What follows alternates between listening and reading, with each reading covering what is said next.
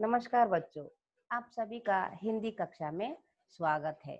बच्चों, आप लोग बहुत सारे कहानियां सुने ही होंगे, जैसे कि पंचतंत्र की कहानी, तेनालीराम की कहानी, चंदमामा की कहानी और दादा दादी नाना नानी जो सुनाए वाले कहानियां आप लोग सुनते ही होंगे।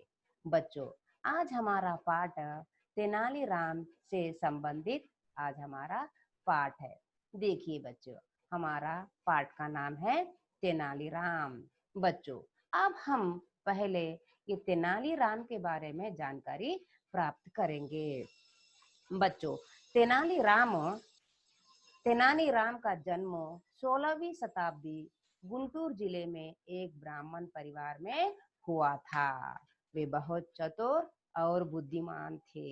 बच्चों, इसी पाठ में तेनालीराम कृष्णदेवराय के यहाँ विदूषक के रूप में काम करते थे उनके राजसभा में। तो हम अब बच्चों कृष्णदेवराय की जानकारी भी प्राप्त कर देंगे। कृष्णदेवराय का जन्म 7 जनवरी 1471 1471 विजयनगर के हम्पी में हुआ है और मृत्यु 1529 1529 में हुई है। इनकी पत्नी का नाम तिरुमला देवी था। बच्चों, आज हम तेनालीराम की एक कहानी पढ़ेंगे जो हमारे पाठ्यक्रम में तीसरा पाठ है। बच्चों, अब हम पाठ की ओर आगे बढ़ेंगे। तेनालीराम राजा कृष्णदेवराय की राजसभा का एक सदस्य था। तेनालीराम आप तेनालीराम के बारे में भी जानकारी प्राप्त कर चुके हो और कृष्णदेवराय के बारे में भी आप जानकारी प्राप्त कर चुके हैं। कृष्णदेवराय विजयनगर हम्पी के राजा थे। तो बच्चों, यहाँ पर तेनालीराम राजा कृष्णदेवराय की राज्यसभा का एक सदस्य था, एक मेंबर था। देखिए चित्र में आप, वहां अपनी हंसी मजाक की बातों से सबका मनोरंजन करता था। हमेशा तेनालीराम का काम क्या था? सभी को हंसाना, सबका मनोरंजन करना। मनोरंजन करता है एंटरटेनमेंट करता था। परंतु वहां जो कुछ भी करता उससे उसकी बुद्धिमानी ही झलकती थी। जो कुछ भी वहां काम करता था ये अपने बुद्धि से करता था। बहुत चतुर था और बहुत बुद्धिमानी था। उसे लोग विदूषक कहकर बुलाते थे। विदूषक का अर्थ है क्लाउड, कहकर बुलाते थे। वास्तव में तेनालीराम बहुत ही चतुर, क्लेवर और बुद्धिमान, इंटेलिजेंट व्यक्ति था। राजा तेनालीराम की किसी बात पर प्रसन्न हो तो उसे भारी भरकम मीन्स हेवी इनाम, प्राइज, गिफ्ट देते। बच्चों, राजा कौन? श्री कृष्ण देवराय जो राजा है, तेनालीराम को से प्रसन्न होकर उन्हें बड़े बड़े इनाम उन्हें देते थे। कभी कभी तो हीरे, मोती, डायमंड्स एंड पर्ल्स भी मिल जाते थे उन्हें गिफ्ट के रूप में, राजा प्रसन्न होने के कारण। चित्र में देखिए बच्चों, राजा देखिए कृष्णदेवराय डायमंड और पर्ल्स का जो हार तेनाली को दे रहे हैं प्रसन्न होकर। इस प्रकार तेनालीराम को बहुत धन उनको मिलता था राजा के ओर से। इस प्रकार तेनालीराम बहुत अमीर बन चुका था, संपन्न, रिच हो गया। तेनालीराम का परिवार गांव में ही रहता था। वहां भी इसी बात की चर्चा थी। गांव में भी सभी लोग चर्चा कर रहे हैं कि तेनालीराम भाई गांव में सबसे अमीर आदमी है। इनकी चर्चा पूरे गांव में, अमीरी की चर्चा पूरे गांव में हो रही थी। तेनाली गांव का सबसे धनी धनी रिच व्यक्ति है। कुछ लोग उसके घर के आसपास में सराउंडिंग में चक्कर लगाने लगे तो पत्नी वाइफ ने तेनालीराम को संदेशा मैसेज भिजवाया कि तुरंत घर चले आओ, आप गांव में सबसे अमीर हो। इस प्रकार की चर्चा गांव में हो रही है।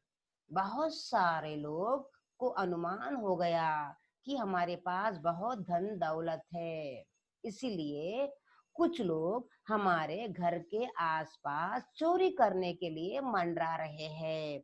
मुझे डर हो रहा है। यहाँ सोचो, पत्नी तेनालीराम की पत्नी तेनालीराम को एक मैसेज भेजी है कि आप जल्दी गांव आ जाइए। मैसेज पढ़कर तेनालीराम तेनालीराम को पत्नी क्यों बुलवा भेजा, उनको तो कारण बिल्कुल नहीं पता था। परंतु वहां भी परिवार परिवार फैमिली से मिलने का इच्छुक था। बहुत ही उसको इच्छा थी। उसने कृष्णदेवराय से घर जाने की अनुमति परमिशन मांगी।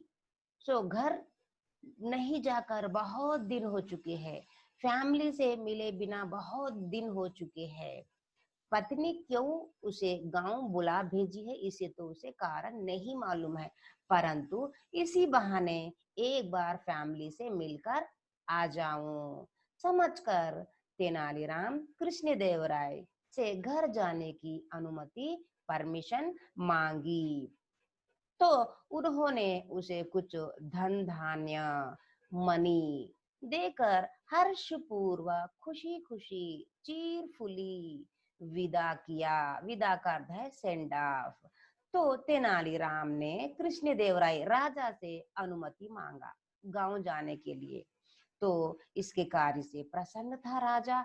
जा अनुमति साथ ही ने गांव जाने की अनुमति दे दिया, और साथ ही कुछ पैसे भी, कुछ मनी भी उन्हें दिया है। चित्र में देखिए, कुछ मनी भी देकर उन्हें खुशी खुशी चीरफुली विदा सेंडा किया है। बच्चों, यहाँ पर पैसे लेकर तेनालीराम अपने पत्नी और परिवार से मिलने गांव पहुंचा।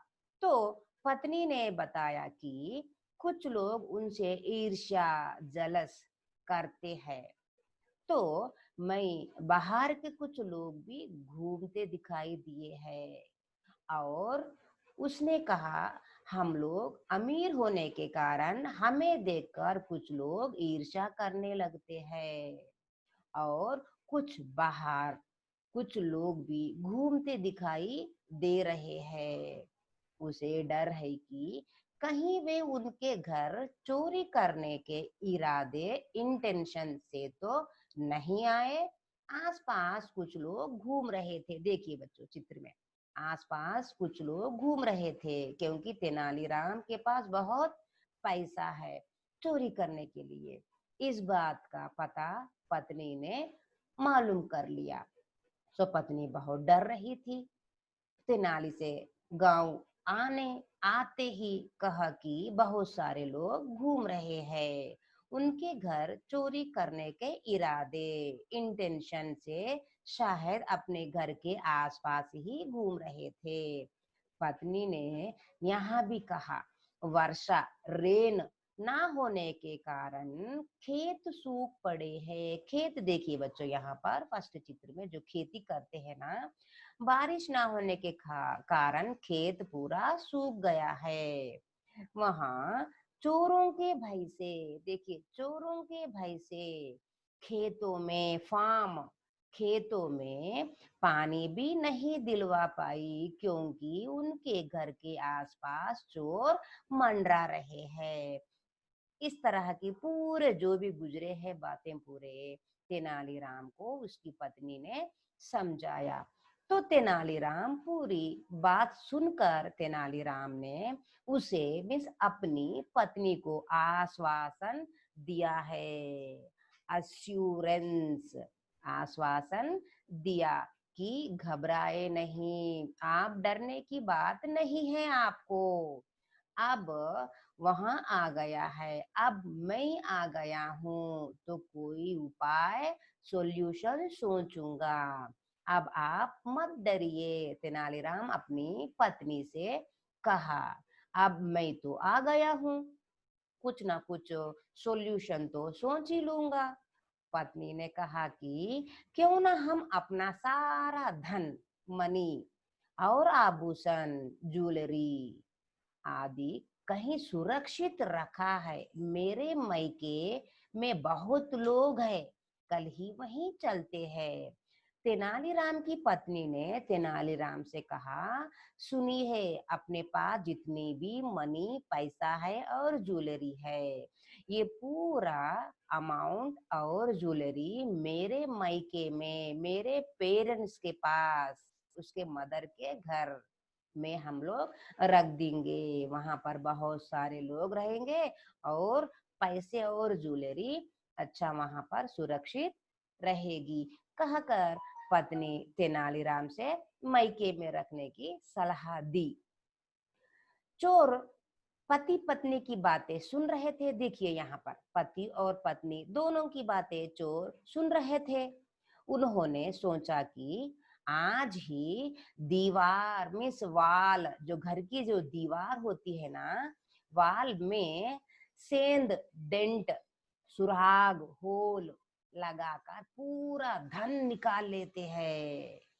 उन्होंने जैसे ही टक टक कर दीवार की एक ईंट, ब्रिक तोड़ने शुरू कर दिया, जो दीवार है ना बच्चों, तो पति पत्नी की बातें सुनकर चोर रातों रात दीवार तोड़ रहे थे। दीवार में सेंध, सुराग लगा रहे थे, टक टक की आवाज आ रही थी। सो ईंट निकालने का प्रयास कर रहे थे, ईंट ब्रिक निकालने का प्रयत्न कर रहे थे, दीवार तोड़ने का प्रयत्न कर रहे थे कि तेनालीराम ने लाठी, लकड़ी, डंडा, लाठी का अर्थ है डंडा, उठा ली और दीवार पर दे मारी। चोर भाग गए। जैसे ही दीवार तोड़ने की आवाज आई, तेनालीराम हाथ में डंडा लेकर उसी दीवार पर एक लाठी से धन बोलकर बहुत जोर से मारी। वहां आवाज सुनकर चोर वहां से भाग गए। कुछ देर बाद चोरों को लगा कि पति पत्नी सो गए। भाग गए का अर्थ है बस वहीं कहीं झाड़ों में, झुरमुट में छुप गए थे। कुछ देर के बाद चोरों को लगा कि तेनालीराम और उसकी पत्नी दोनों सो गए। वे फिर दीवार के पास आ खड़े हो गए। तेनालीराम अपनी पत्नी से कह रहा था कि कल ही तुम्हारे मायके चलते हैं, क्योंकि हम सारा धन और ज्वेलरी आपके मायके में रख डालेंगे। तो पत्नी ने कहा, पत्नी बोली, चोरों ने रास्ते में लूट लिया तो? पत्नी ने कहा। तभी कुछ खटका साउंड हुआ। ये आपस में बात कर रहे थे पति पत्नी। तो तभी एक आवाज आई, साउंड आया। तेनालीराम समझ गया कि चोर आसपास में, सराउंडिंग उनके आसपास ही है। वे उन्हें सुनाते हुए ऊंचे स्वर में, हाई पिच, ऊंचे स्वर में बोला, तुम आराम से सो जाओ। मैंने अपने धन को बचाने का उपाय, प्लान सोच लिया। अब डरने की बात नहीं है, आप आराम से सो जाओ। क्या उपाय सोचा? देखिए, तुम्हारे मायके जाने की जरूरत नहीं है। हाँ, एक बड़ा संदूक, लोहे का बॉक्स, यहाँ पर देखिए बच्चों चित्र में लोहे का बॉक्स, फर्स्ट चित्र में देखिए। हाँ, एक बड़ा संदूक, लोहे का बॉक्स खाली कर लेना। कल मैं सारा धन और आभूषण उसमें भरकर, ये पेटी में, ये संदूक में भरकर खेत के कुएं में डाल आऊंगा। खेत में एक बड़ा कुआं है, दिख रहा बच्चों कुआं? कुआं है, उसमें हम कुएं में डाल देंगे। कुएं में पानी अधिक नहीं है, जब जरूरत होगी निकाल लेंगे। तुम अब सो जाओ। तेनालीराम अपनी पत्नी से सोने को कहा और पति पत्नी एक लोहे की बड़ी संदूक में अपना सारा धन और आभूषण डाल दिए और दूसरे चित्र में देखिए कुएं में उसे फेंक दिया। फेंक कर दोनों कुएं के अंदर झांक रहे थे। बच्चों, इस तरह कुएं में अपना धन फेंक दिया। ये सारी बातें चोर आसपास में ही थे ना, सुने वैसा जोर जोर से बोल रहे थे ताकि चोर सुने। चोर इन दोनों की बातें सुन लिए और मन ही मन बहुत प्रसन्न हो गए। बच्चों, अगली कहानी पार्ट 2 में हम सुनेंगे। धन्यवाद।